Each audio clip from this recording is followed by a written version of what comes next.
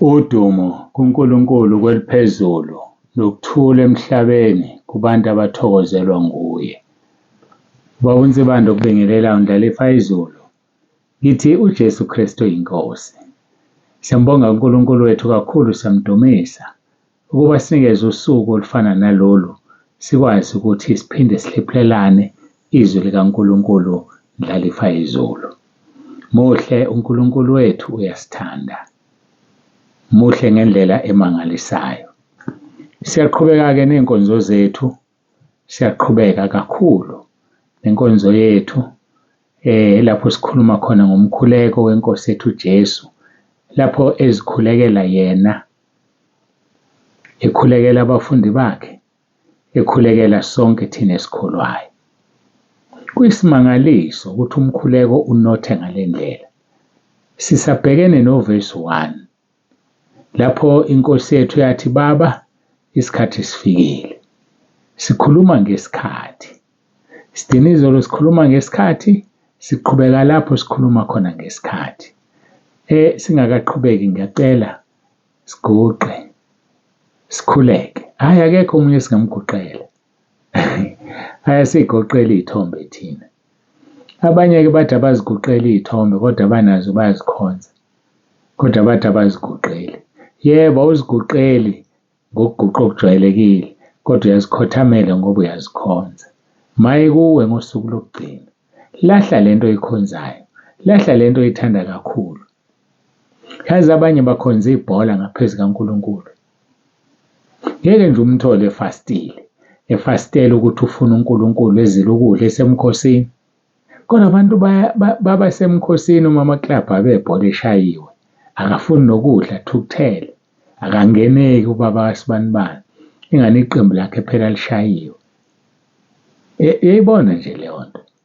Ukhothamela abanye onkulunkulu. Uzomkhothamela nini lo dala izulu nomhlaba? Uthanda ukukhuleka ungaguqi wena? Uhlale phansi noma ume phohlo? Hey, mina ngazi ukuthi kukuphi. Nalabo abanye baqasha ngokuthi bayagula. Ngike ngihleke enkonzweni. Umuntu eseyinkonkoshela ingane encane wenzela ukuthi kubonakala ukuthi akaguqile nje ngoba phela yena ugona ingane. Hawu, isithixo sakho le ngane. Yena uNkulunkulu wakho iyakuvimba ukuthi ukhothamele udala izulu nomhlaba. Uzothini uma esekuphuca yona uNkulunkulu le ngane? Ayinkonkoshe omunye akuyona neyakhe. Hhayi, akusiyona eyakhe. Unina ula iduze, uyaguqa uyathandaza yena. Yena senkonkoshela ingane, phela ngiphethe ingane. Anoza nezinto zokubeka iy'ngane enkonzweni. Khona uzoguqa isale ingane kule nto yayo ilele noma uyibeke khona. Angazi umuntu uyophendula uthini. Nkosi, angikuguqelanga ngoba ngangiphethe ingane. Nkosi, angikuguqelanga. Hey, ingane enkulu kunoNkulunkulu kuwe. Hayi, ngiyasaba. Angazi ukuthi ngikhulumelani lento. Ngiyasola ukuthi ngoba uNkulunkulu efuna ukusiza wena. Wena ongafuni ukuguqa ngoba ukhona. Yazi phela ngithi mina ngiyashutha iy'thombe ze-YouTube. So ngesikhathi kuguqwa, ngaleso sikhathi angisheshi ngiguqe. Ngisuke ngisasethe ikhamera ukuthi ngiyimise noma ibheke kwabaguqile noma yenze njani. Lokho uNkulunkulu angiholela kukho ngaleso sikhathi. Mase ngithi ngiyajika ngiyaguqa. Khona abantu abangaguqile bahlezi bankonkoshela iy'ngane. Omunye akuyona neyakhe, omunye-ke yakhe. Mina ngibuza ukuthi uma esekuphuca uNkulunkulu le ngane uzothini? Asiguqe sithandaze.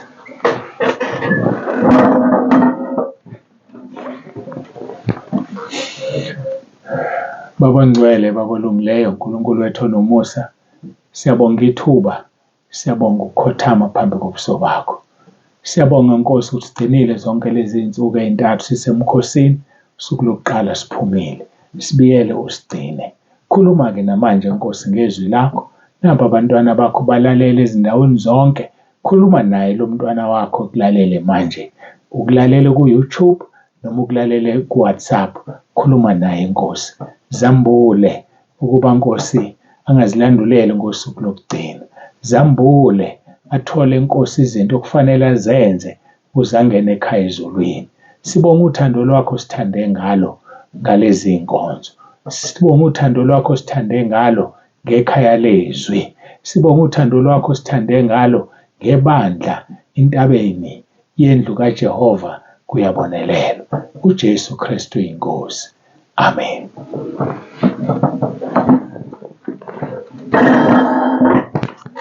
Ake siyambonga uNkulunkulu wethu, siyamdumisa kakhulu mangcwele, siyamdumisa. Haya asifundeke izwi lethu ngokaJohane chapter 17 verse 1 no verse 2. Kodwa sisagxile ku verse 1. Jesu wakhuluma lokho esephakamisela amehlo akhe ezulwini wathi, Baba, isikhathi sifikile. Khazimulisa indodana yakho ukuze indodana ikukhazimulise wena. Njengalokhu iphila amandla phezu kwenyama yonke ukuba bonke oyiphe bona ibaphe ukuphila okuphakade. Bayangimangaza abantu abangamfuni uJesu. Bayangimangaza abathi bakhonza uJehova, hayi uJesu. Mina bayangimangaza ngoba uNkulunkulu ubanike indodana yakhe abantu. Bona bayayibalekela bafuna yena. Hayibo, sinikeziwe ibridge okufanele siwele ngalo, siwelele kuNkulunkulu Baba. Yini singaweli ngalelo bridge? Sinikeziwe ibridge. Asiweleni siye kuNkulunkulu Baba. Kuyosiza lokho. Ibridge inkosi yethu uJesu Kristu. Baba, isikhathi sifikile. Khazimulisa indodana yakho ukuze indodana ikukhazimulise. Ngike ngalithinta izolo kancane izwe lithi konke kunesikhathi salo sakho esilithola laphaya kuMshumayeli chapter 3. Angilifundanga, ngilithintile nje. Ake silibuke. Lithi konke kunesikhathi salo. Uverse 1 Mshumayeli chapter 3. Konke kunesikhathi sakho. Yonke indaba inomzuzu wayo phansi kwezulu. Yonke indaba. Namanje nje mawungavula iTV khona isematheni zanamhlanje ngoba isikhathi sazo. Kusasa ngokugcinwa inkosi okunye okuzobe kusematheni. Izolo kade kungokunye okusematheni. Athi uverse 2 khona isikhathi sokuzalwa nesikhathi sokufa. Ngitheni izolo? Uma wazalwa unjani? Uzofa. Mawungafuni ukufa angazi uzohlehla kanjani ungazalwa. Uma wazalwa nje uzofa. Phela ngabe bakhona okhokho bethu nabanye abasekho. Nathi one day sizoba umlando. Uma nje inkosi ingakalilanda ibandla, kuthiwe kwakukhona ubani. Kwakukhona ubaba uNsibande. Njengoba sisho namanje kwakukhona ubaba uNgidi. Kwakukhona ubaba uBhengu. Kwakukhona ubaba uChiliza. Ubani lo munye waseBaptist? Sengimkhohliwe, ngiyaxolisa. Baningi lamadoda uNkulunkulu awavusile kulesi sikhathi. Hayi wavusile futhi lamadoda.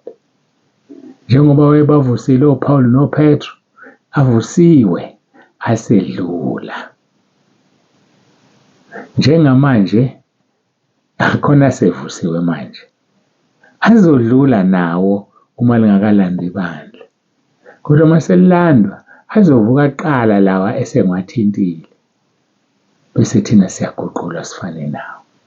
Uma wazalwa uzofa. Khona isikhathi sokuzalwa nesikhathi sokufa. Isikhathi sokutshala nesikhathi sokusiphula okutshaliweyo. Isikhathi sokubulala nesikhathi sokuphilisa. Isikhathi sokudiliza nesikhathi sokwakha. Isikhathi sokukhala nesikhathi sokuhleka. Isikhathi sokulila nesikhathi sokusina. Isikhathi sokuphonsa amatshe nesikhathi sokuqoqa amatshe. Isikhathi sokugona nesikhathi sokungagoni. Sokugona nesikhathi sokungagoni. Isikhathi sokufuna nesikhathi sokulahlekelwa. Isikhathi sokugcina nesikhathi sokulahla. Isigcina to save, ukulondoloza nesikhathi sokulahla. Isikhathi sokuklebhula nesikhathi sokuthunga. Isikhathi sokuthula nesikhathi sokukhuluma. Isikhathi sokuthanda nesikhathi sokuzonda. Isikhathi sokulwa nesikhathi sokuzola. Yabona iyashintshana. Yabona ukujabule njengamanje. Uzokhala futhi. Wena okhalayo njengamanje uzojabula futhi. Hayi-ke asibuyele lapha kuJohane chapter 12. Ebesikade sidila naye izolo besigcine sikhuluma ngoJohn chapter 12. Ake simbuke uJohn chapter 12. Sikhulume kuno-verse 23. Kodwa soqhubeka uthi verse 23, uJesu waphendula wathi kubo, sesifikile isikhathi sokuba ikhazimulise indodana yomuntu. Kade kulokhu sengafiki behluleka ukuyibamba, sesifikile-ke manje. Athi uverse 24, ngiqinisile ngithi kini, uma inhlamvu kakolweni iwele emhlabathini ingafi, ihlala yodwa, kepha uma ifa ithela izithelo eziningi. Inhlamvu yani kakolweni. Nommbila, mawutshala ummbila, kufanele uhlamvu lufe ukuze kuphume isithombo kulo esizothela izinhlamvu eziningi. Kodwa uma lolu hlamvu lommbila lungafi, ngeke kube khona izithelo. Mntakababa, yifa kokwenyama, yifa kokwezwe kuze kube khona izithelo zikamoya. Ngeke zibe khona izithelo zikamoya ungafile. Nenkosi uJesu kwadingeka ukuthi itshalwe emhlabathini, ife, ihambe iyolanda ihluthulelo zokufa nezeHadesi, bese iyavuka ngoba ngokufa kwayo yayinqoba izwe. Ukuthi-ke mayisivukile, yingakho nathi sikhona. Ukuba akavukanga uJesu, kabasikho. Sikhona ngoba sikhonza owavuka kwabafileyo. Bakhona abakhonza abangavuki, hhayi bayabakhonza futhi. Bayinzalo yesitha esinguSathane. Kodwa thina esikhethiweyo, thina esingabezulu, thina esivela ekhaya ezulwini, umhlaba ungakasekelwa sabekelwa ifa, kumelwe sife sikulo mhlaba, nezwe life maqondana nathi, nawe ufe maqondana nezwe. Ukuphila okuphilayo, ukuphilela uJesu Kristu oyinkosi yethu. Uma nafa noKristu, ukuphila kwenu kufihlwe noKristu ekuNkulunkulu. Uma nafa, funani okwaphezulu lapho uKristu ekhona, hhayi okwasemhlabeni. Musukhathazeka ngezinto zasemhlabeni, khathazeka ngezinto zezulu, mntakababa. Uthi uJesu, ngiqinisile ngithi kini, uma inhlamvu kakolweni iwele emhlabathini ingafi, ihlala yodwa, kepha uma ifa ithela izithelo eziningi. Verse 25, lowo othanda ukuphila kwakhe ulahlekelwa yikho, nozonda ukuphila kwakhe kuleli izwe uyakulondela ukuphila okuphakade. Lowo othanda ukuphila kwakhe ulahlekelwa yikho. Ngamanye amagama, bazalwane, zizothi zikhona izinto okufanele sizenze, siqale ngezikaNkulunkulu. Angimangalise umuntu ongayi enkonzweni athi ubhizi. Khona abangathi sinomsebenzi omningi, sinama-order amaningi. I-order eliningi kuNkulunkulu, yazi mina bayangimangaza abantu. Bayangimangaza, athi nginomsebenzi omningi angiye enkonzweni, ama-order amaningi. Uzovela awavale angabibikho, kuthule kuthi du. Khona obefakazi esho nje, ethi umsebenzi wavaleka wathula nya. Awukwazi ukungaya enkonzweni ngoba uthi uyasebenza. Yingakho ngingabaza le misebenzi sisebenza ngamasonto ukuthi ivela kuNkulunkulu. Ngoba kufanele somkhonza uNkulunkulu. uNkulunkulu ufuna ukukhonzwa. Yebo-ke, usesicabangele, siyakhonza noma yinini noma ikanjani ngekhaya lezwi. Hayi, siyambonga uNkulunkulu uyasicabangela. Awunazaba-ke zokungakwazi ukuphila impilo engcwele. Awunazaba zokungaphumi phakathi kwezwe. Phuma phakathi kwezwe, hlukana nalo. Kunakuhlanganyela kuni ukuphila nokufa na? Kungakuhlanganyela kuni uKristu noBeliyali na? Kunakuhlanganyela kuni ubumnyama nokukhanya na? Phume ebumnyameni ungene ekukhanyeni kwaphakade. Ngoba uJesu Kristu uyinkosi yokukhanya, ufuze uyise ngokumenyezela. Hawu madoda, the Son of God, inkosi yethu uJesu Kristu waseNazaretha. Uthi-ke yena, uma inhlamvu kakolweni iwele emhlabathini ingafi, ihlala yodwa, kepha uma ifa izithelo eziningi. Lowo othanda ukuphila kwakhe ulahlekelwa yikho. Okuthandayo ukuphila kwakhe ulahlekelwa yikho. Yilona zwi leli elingivusayo mina. Liyangivusa. Namhlanje wathi ngithole nini imeseji yokugcina yosuku. Ubuke lapha egroupini isikhathi sini oyithole ngaso. Emva kwalokho usuyithola nini enye elandelayo. Mawucabanga ngiyakuthanda ukuphila kwami mangenze nje. Ngiyakuthanda yini ukuphila kwami mawucabanga wena. Ngiyakuzuza ukuphila kwami lo mhlaba. Ngiyakuthanda. Bumnandi kabi ubuthongo. Ngeke sikhohlisane. Ngaphandle phela wena uma uphupha kabiki. Uthundwa usathane. Uphupha udle, uphupha yonke into. Ugcina ungasalali, uthokozela ungalali. Hayi ubuthongo mina ngiyalala nje ngithi uzwi kamnandi. Bumnandi. Kodwa kufanele ngibudele. Ngilahlekelwe yibo ubuthongo ngenxa yenu. Yazi under normal circumstances, ngendlela enibaningi ngayo, kufanele ngabe mawuthumela imeseji namhlanje uLesine, impendulo uyithole ngoMgqibelo. Kodwa ngoba ngiyazikhandla, anginaso isikhathi sokuphumula. Isikhathi esiningi uyithola same day. Ngaphandle koyithumele late, osukwini uyithumela ntambama uzithola kusasa obviously. Kodwa uyithumele ekuseni, ngiyazama ukuthi uyithole same day. Mkhulu ngendlela emangalisayo lo msebenzi. Akuyona into encane uku-interact nabantu abawu-200 on average a day. Ngikhuluma nabantu abala ku-200 ngosuku. Akusiyona into encane le. Futhi akuyona into engenziwa umuntu le. Ngaphandle kosizo likaNkulunkulu, ngaphandle kosizo lenkosi yethu uJesu Kristu. So bekufanele-ke ubone ukuthi kungukwenzani ukulahlekelwa ukuphila kwakho. Yazi kukulahlekele ngoba uyazi uthembile. Thembe yona leyo nto ukuthi uqalile umsebenzi uzowufeza. Ngithembe kona ukuthi ngizongena ekhaya ezulwini ngiyophumula. Lithi izwi lenkosi babusisiwe abafela enkosini kusukela kulesi sikhathi. Ngoba bayaphumula kodwa imisebenzi yabo yabalandela. Siyambonga uNkulunkulu osicabangelayo. Athi masisebenzisa kulo mhlaba sizophumula. Yazi ke kube nekhathi emini ngibuza ubuthongo. Ngimelane nabo. Kwesikhathi ngikhuluma nomzalwane uvuma izono zakhe sikhuluma live. Bungiphethe ubuthongo ngoba ngilalanga ngenxa yenu. Ngenxa yenu. Iyodwa nje into engicela kunina bafowethu. Mina ngicela ningikhulekele nje. Ngiyacela ningikhulekele. Ngoba uSathane uzosebenzisa ukungalali kwami. Ngesinye isikhathi siyahamba nomama ngiginqa imoto sengilele. Sikhulekele nje bazalwane. That's all we ask. Not more than that, not less than that.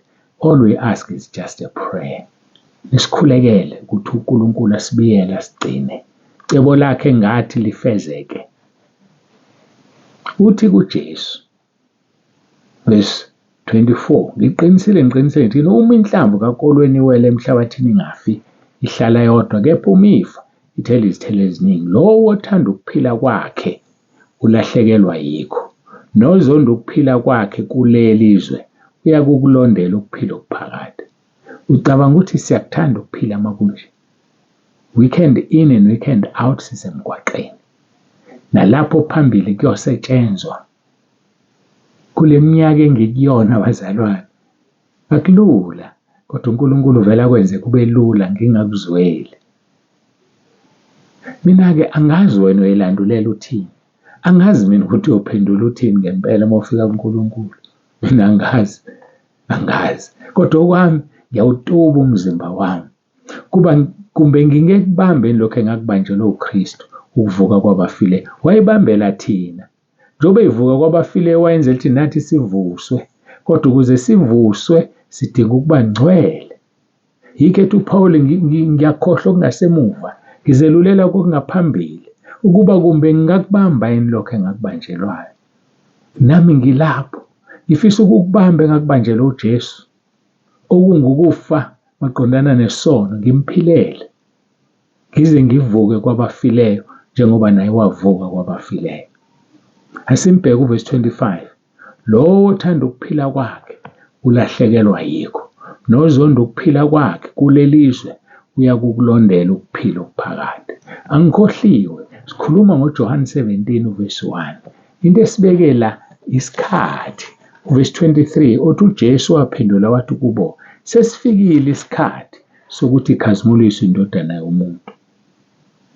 Kukhazimuliswa kwendodana yomuntu uma ethi uhlamvu likakolweni malwele emhlabathini lungafi lihlala lodwa, ngoba wayekhuluma ngokufa kwakhe ukuze kuzalwe thina. Wafa kwaqhamuka thina, ukuba kafanga ngabasikho. Sikhuluma ngenkosi yethu uJesu. Safika isikhathi sokuthi afe, safika nesokuthi avuke kwabafileyo. Nakuthina sizofika esokufa kokuphuma komphefumulo, bese sifike sokuvuka uJesu eselanda ibandla. Noma mayelilanda sisaphila sizofika esokuguquka. Uredi wena na? Ukulungele yini lokho na? Uma ungakulungele lungisa indaba yakho noNkulunkulu. Zisole ngezono zakho. Bhukha mntakababa. SikuNovember 2029 njengamanje. November 2029. And ngo-2029 isikhathi sokukhuluma sobe siwu-30 minutes. Kuseyi-hour manje. 30 minutes. Ababhabhadiswayo kugcwele ku-2029. So kuseshilo-ke wathi angibhabhadise more than 3 groups a year. So ku-2030-ke sizothola amagroup amaningi ngoba ababhabhadiswayo igroup yokuqala engoFebruary 17 isigcwele. Sidila nesibili engoMarch 10, 2030. So kuzongihola-ke sibone ukuthi siba namagroup awu-4 noma awu-5 ombhabhadiso ngo-2030 ngoba baningi abantu befundisi bami endaweni zonke. Ake nibhabhadise abantu bafowethu, bhabhadisana abantu, sikunikeziwe lokho. Niyeke ukuthanda imali. Uthe uJesu uxolo, uthe uNkulunkulu ngomprofethi wakhe isiliva lonke lingelakhe negolide. So thina sizinikele kuyo izosinika imali. Asingawenzi umsebenzi kaNkulunkulu budedengu siye ukubhabhadisa abantu. Kodwa ngeke phela ubabhabhadise ungabavumiseli izono. Ngeke ubavumise izono na ungazivumeli. Hayi, angithule ngathi sengena kwesinye isigaba. Bazophuma-ke Nkosi yami abefundisi bahambe.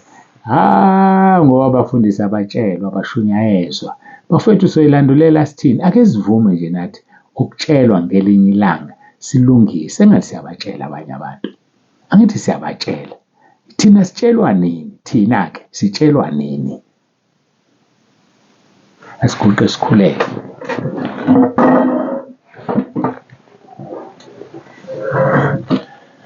Baba Ngcwele, Baba Olungileyo, siyabonga ngakho konke sesikuzwile. Ngikhulekela iy'nceku zakho ey'ndaweni zonke ozibizile Nkosi kuba zenze umsebenzi wakho. Ziyadinga nazo ukuzingcweliswa, ziyadinga nazo Nkosi ukuba sesimweni esifanele ukuhlwithwa. Singabe sifani namabhodi ashumayelayo akhomba indawo ethize kodwa wona engakaze aye lapho. Ngiyakhuleka Nkulunkulu wami nomusa, sizingceku zakho ey'ndaweni zonke ziwenze umsebenzi ngokwethembeka. Bakhuthalele ukuba baziveze kuwe bayizisebenzi ezithembekile eziqondisa kahle izwi. Siyabonga Nkulunkulu wethu, siza bonke abakhona balalele manje. Sicela ngoJesu Kristu oyinkosi yethu ephilayo. uJesu Kristu inkosi. Amen. Babunzibande. Babunzibande uyavalelisa bafowethu. Yazi ukuthi ngihlekani. Linzima izwi likaNkulunkulu. Libukhali ngaphezu kwenkembe eyisekanhlangothi zombili. Hayi yazi mase lisika. Lisika noluphethe. Lisika naye lo liphuma kuye. Izwi likaNkulunkulu. Lisale kahle bafowethu. Ngiyanithanda uJesu Kristu inkosi.